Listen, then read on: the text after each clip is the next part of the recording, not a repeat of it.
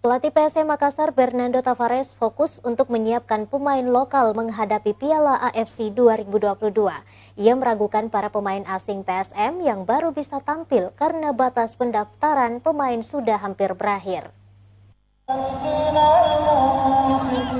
PSM Makassar akan berlaga di Piala AFC 2022 pada Juni mendatang. Berbagai persiapan pun dilakukan untuk menghadapi kompetisi level Asia tersebut. Para pemain PSM terus berlatih didampingi pelatih kepala mereka Bernardo Tavares. Fisik pemain, mental, hingga taktik bermain terus dimatangkan agar bisa maksimal di ajang tersebut.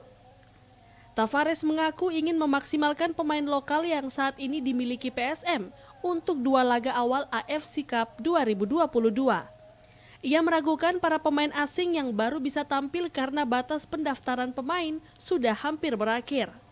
Yes, we know, and it's important to us to have at least 18 players before 1 month to resist. We know, but we know also that after we can change some players and add more players.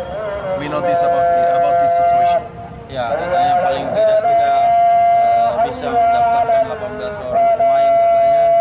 Namun kita juga tahu bahwa di fase selanjutnya kita bisa merubah tim atau menambah tim. Berdasarkan regulasi, jumlah pemain yang boleh didaftarkan untuk Piala AFC minimal 18 pemain dan maksimal 35.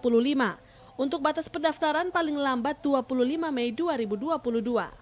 Perubahan komposisi pemain yang didaftarkan di awal baru bisa dilakukan jika PSM Makassar bisa lolos ke semifinal atau final zona ASEAN.